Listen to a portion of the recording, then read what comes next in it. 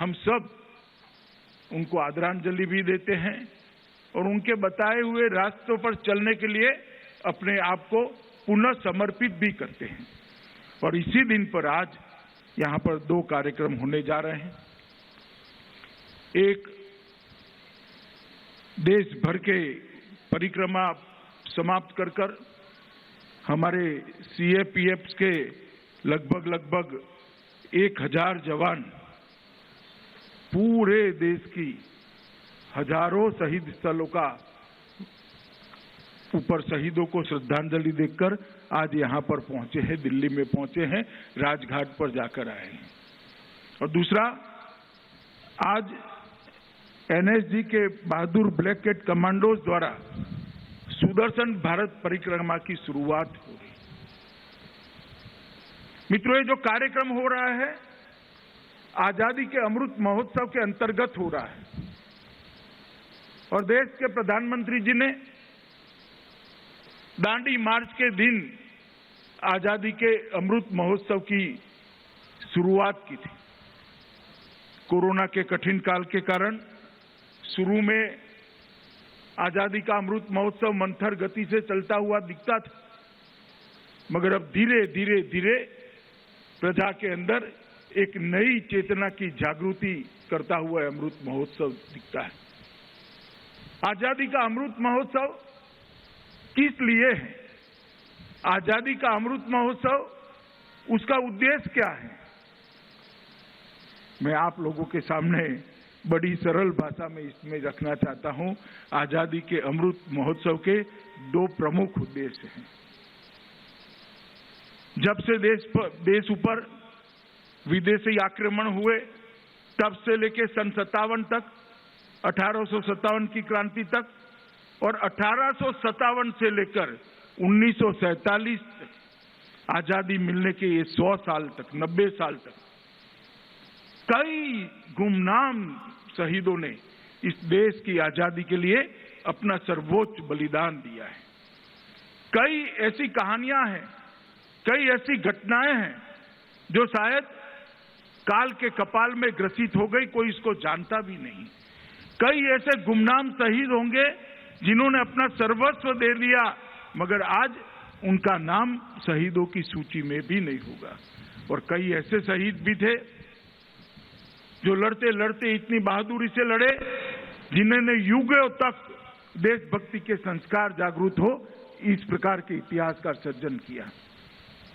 ये सारे शहीदों को, गुमनाम शहीदों को आजादी के आंदोलन के लिए अलग अलग जगह पर, अलग अलग राज्य में, अलग अलग शहरों में, अलग अलग गांव कस्बों में जो घटनाएं हुई उसको संजोकर एक आजादी के आंदोलन की अमर गाथा को फिर से जीवित करने का एक प्रयास है। और आजादी के आंदोलन की अमर गाथा को जीवित कर जो नई पीढ़ी है उसमें फिर से एक बार देशभक्ति के जज्बे को जगाना और देशभक्ति के जज्बे को जगाकर इसको देश के विकास के साथ जोड़ना। कई ऐसे लोगों ने पीढ़ियों तक बलिदान दिए तब जाकर हमें आजादी प्राप्त हुई। कई लोगों ने अपने पूरे का पूरा जीवन दे दिया तब जाकर हमें आजादी मिली है।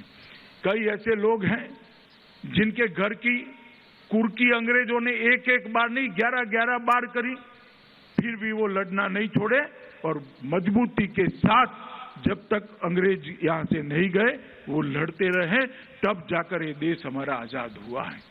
ये देशभक्ति के जज्बे को फिर से एक बार देश के हर युवा के मन में, एक बच्चे के मन में जागरूक करना और उसको देश के विकास के लिए, देश के आने वाले दिनों के लिए, देश के विकास में जोड़ने के लिए प्रेरणा देना।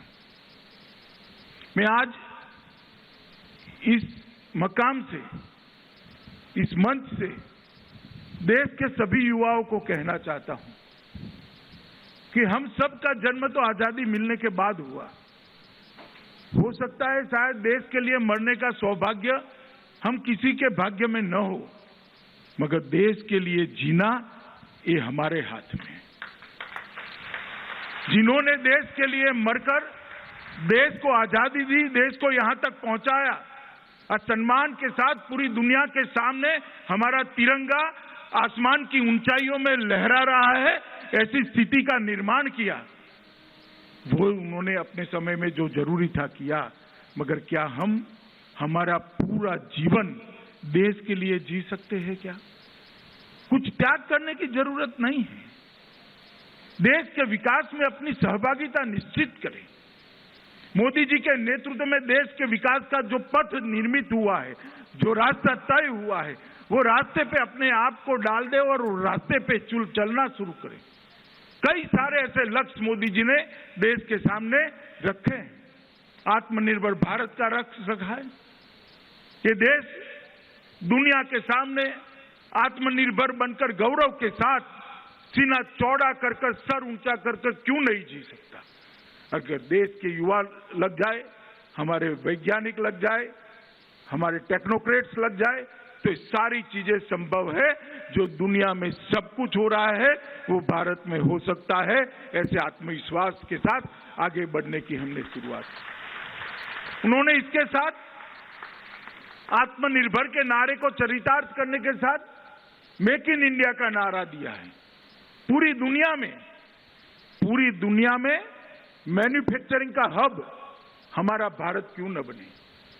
दुनिया भर का उत्पाद भारत में उत्पादित होकर मेड इन इंडिया के ठप्पे के साथ दुनिया में जाए, इस लक्ष्य के साथ अपने आप को, युवाओं को जोड़ना चाहिए। मित्रों, ये जो लक्ष्य रखे हैं वो सारे लक्ष्य देशभक्ति का ही जरिया है। हमने देश के लिए कुछ करने की प्रेरणा देते,